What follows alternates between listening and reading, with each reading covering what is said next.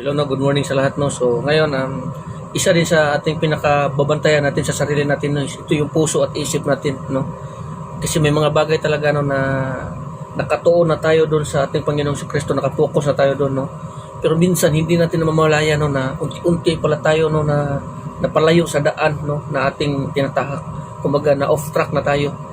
Kasi minsan kasi yung puso natin no, puso at isip natin no, minsan gumagalaw din yung nag-aalam no na dahil nga sa laman no na kagustuhan ng laman.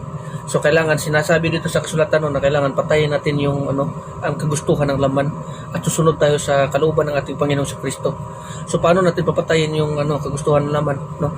So kailangan natin no susundin natin tong armor of God no na sinasabi dito sa Ephesians chapter 6 no na isa dito sa gagawin natin is itong kailangan dala natin yung palagi yung panangga which is our faith no kasi atakihin tayo ni Satanas gagamitin niya itong mga kahinaan natin no sa ating sarili natin kasi nga sinasabi ko na no na ang una-una talaga na magiging kalaban mo is yung puso o yung sarili mo yung puso at saka isipan mo kasi minsan kasi no as long as nandito tayo sa katawang lupa na ito is minsan hindi tayo matatahimik kasi may kalaban tayo or magkaaway tayo no na palagi tayong inaatake at hindi tayo pinapatahimik araw at gabi 24/7 yan no. We are at spiritual battle no against laban no against sa mga masasamang espiritu no na doon sa kalangitan no na siyang kumukontrol dito sa mundong ito no sa pagkontrol sa mga masasamang gawa dito sa mundong ito which is Satan no.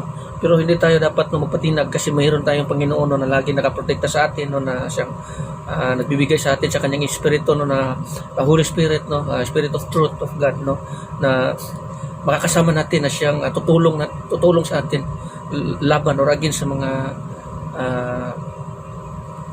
mga paninlang ni Satanas no. So inuulit ko no na isa sa magiging kaaway mo no yung sarili mo talaga, yung puso mo, yung bababantayan natin lagi, yung puso at saka isipan natin. Sa oras kasi may mga pagkakataon no na pinopokus natin yung sarili natin pero minsan ginagamit ni Satanas yung kahinaan natin, yung puso no na tinutumbok niya. Tapos minsan aalab yung kagustuhan ng laman at saka yung hindi natin mamamalayan no na lalo na pag parang parang isang bangka ka na unti-unti na kumbaga napapadpad no sa agos ng ilog no. So ito yung babantayan natin kasi sa oras na maligaw ka na hindi mo mamalayan ito. Kaya sabi ng ating Panginoon sa Kristo no na kailangan no na naka-alerto, kumbaga naka-alerto tayo no. Lagi tayo magdarasal no, magbasa ng Biblia kasi nandito yung mga kautusan at mga kagustuhan o kautusan ng ating Panginoon no, nandito lahat no.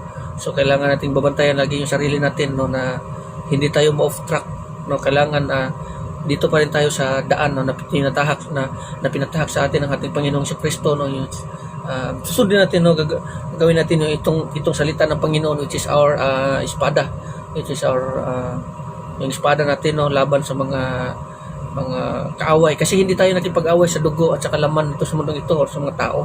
Hindi yan mga kaaway natin. Ito mga taong ito is na nakikita natin na gumagawa rin ng mga kasamaan na or napapalayo na sa Panginoon, hindi yan natin kaaway kundi yung mga tao na yan is kapatid natin na siya nalilinlang no at saka kumbaga nakokontrol na or nadadala sa mga kapangyarihan ng Satanas no. So ito yung mga tao na dapat no na dadalhin natin no kasi ayon nga dito sa sinabi dito sa sa Ephesians chapter 6 verse 14 no na yung pagkamatuwid natin is our breastplate at saka yung sa 16 naman sa 15 naman is yung pag-preach as our sapatos no, yung pag-preach sa mga gospel sa Diyos no, our sapatos para hindi tayo malinlang sa mga papanlinlang sa mga kapangyarihan ni Satanas no dito sa mundong ito. Kailangan patayin natin yung mga kagustuhan ng ating laman sa kagustuhan ng ating laman para lamang tayo ay makapasok sa kaharian ng langit at makasunod tayo sa ating Panginoon Kristo. Kasi may mga bagay no na hindi mo mamalayan. Ito yung unti-unti no na tatalo sa iyo. Unti-unti natatalo sa iyo. Para itong isang kalawang no na once makapasok or makapatong na ito sa bakal is unti-unti nang lalamunin itong buong bakal. Parang isang anay din no na unti-unti lalamon sa buong kahoy. No, so hanggang sa madurog. So ito 'yon, no. Akala mo kung akala mo minsan no, na nakasunod ka sa kalooban ng Panginoon pero hindi mo pala alam no, na unti-unti ka pala na off track no, sa pamamagitan no, sa kapangyarihan ng Satanas no, sa pagpanlinlang no. So kailangan gagamitin natin yung panangga natin no, yung panangga na sinasabi sa atin, panangga which is our faith no, at saka yung breastplate no, na which is our pagiging righteousness no, at saka yung gagamitin natin yung espada which is the word of God no. Ito yun, at saka yung pagpipreach about sa mensahe sa Panginoon is Yesus Kristo as our sapatos no.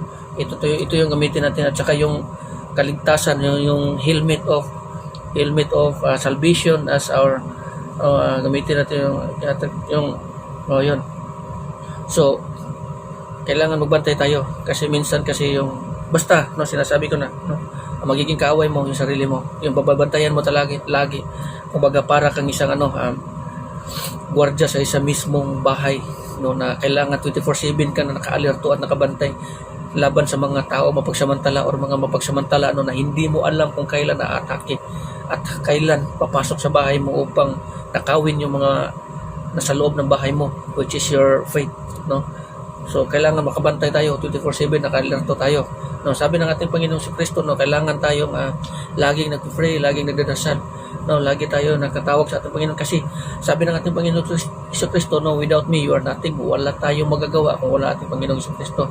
So kailangan tatawag tayo sa Kanya kasi hindi natin to kaya. Kung tayo lang, hindi natin to kaya, ano ba lakas natin? So kailangan natin ang tulong ng ating Panginoon sa Kristo no, na nabigyan tayo ng lakas no, lakas ng loob or lakas para sa pagharap sa mga araw-araw no, na kinakaharap natin kasi we are under attack every day. We are under attack every day 24/7. Inaatake tayo araw-araw yan. Hindi mo lang mamamalayan, hindi mo lang nakikita. Minsan pumapasok yan sa isip mo, minsan yung sa puso mo, kaaway mo, sarili mo. Yun yung babantayan mo. Maliban sa pamilya mo, yung pamilya mo gagamitin yan ni Satanas no, na minsan na para magiging kaawayan. Pero unang-una talaga babantayan mo dyan yung sarili mo. Kasi ito lang talaga, yung puso mo. Lagi mo babantayan yung puso mo. Ito yung pinakababantayan mo talaga, puso at isip mo. Kasi minsan may mga bagay nga makikita ka sa mga mata mo o marinig sa tinga mo, papasok yan sa isip at puso mo. At yun yung unti-unti no, na siyang, yun yung unti-unti na siyang kumbaga parang anay no, na sisira sa buong pagkatao mo, na hindi mo mamalayan na unti-unti ka pa palang napapalayo sa dinadaanan mo sa Panginoong Jesucristo, na akala mo patuloy pa rin no, na nakadaan ka sa pagiging holiness in Christ. No, kaya nga sinasabi ng ating Panginoong Jesucristo no, na hindi lahat ng tao na tumatawag sa akin ng Panginoon is makapasok sa kaharian ng langit. So maraming mga tao rin no, na nag-expect or nag-aakala no, na sila ay matuwid na sa harap sa Panginoon, pero pagdating ng araw is yung kaharian na sanay para sa kanila is itinatapon noon, instead itinatapon sila sa kaparusahan sa impyerno. Kasi may mga bagay sila na hindi na binabantayan ito sarili natin. Ito yung may mga bagay no, na unti-unti papasok si Satanas para sirain yung buhay mo. Pag hindi mo gagamitin itong armor of God no, sa Ephesians chapter 6 no, hindi mo ito magagamit or hindi mo ito isusuot yung armor of God, mahihirapan tayo no, umangat or kumbaga move on sa araw-araw. Pero gaya ng pangako ng Panginoong Jesucristo no, na gagabayan tayo araw-araw, gaya ng paggabay niya doon sa mga tao niya sa Israelita no, sa panahon noon ni Moises no, yun yung pangako niya no, di ba sa atin no, as I was with Moses, I will be with you no, yun yung sabi niya doon sa ating pangako niya doon sa sulat ni Joshua no. So hanggang dito na lang na, maraming salamat in God bless everyone. So kailangan magiging matatag tayo araw-araw kasi we are under attack every day no. Si Satanas po ay hindi po tumitigil yan hanggang hindi tayo maaangkin niya, kasi bawat kaluluwa lamang na maaangkin niya is napakahalaga na yan sa kanya. So kailangan tayo ay magiging matatag sa ating Panginoong Jesucristo. Minsan ginagamit niya yung salapi, yung kahinaan mo sa lapi, yung pagka mahihirap mo no, yun yung gagamitin niya to destroy you, to parililangin ka no, para makapokus ka din sa pagkamit sa mga bagay na yung material no. Hindi mo alam no, na unti-unti ka na palang nalalayo yung puso mo sa Panginoon. So kailangan dun sa loob ng ating puso at sa sarili natin is ang Panginoon na siya naghahari, hindi yung demonyo siya naghahari na umuupo sa trono. Kasi yung templo, kasi yung katawan natin ay siyang templo ng Holy Spirit. Templo po ito ng Espiritu Santo. Kailangan kung templo po ito ng Espiritu Santo, sila po yung ng ating Panginoon at siya maghahari dito at siya yung umuupo dito sa templo na ito, sa trono na ito. Para siya yung maghahari sa atin. Kasi maganda yung pangako ng Panginoon at mga pinapangako ng Panginoon para sa atin, no, kasaganahan sa gaya ng mga tulad ng pinapangako na o sinasabi ng ating Panginoon doon sa sulat ni Jeremiah, no, kung hindi ako nagkakamali, sa chapter 27, no, na may bitter future siya na inilaan para sa atin, no, na hindi natin alam. Gaya na sinasabi din dito sa kasulatan, no, na ang hindi pumapasok sa isip at sa puso ng tao ay siyang inihanda ng Panginoon para sa mga tao nagmamahal at sa mga sumusunod sa Kanya. No, so hanggang dito na lang. Maraming salamat. God bless everyone.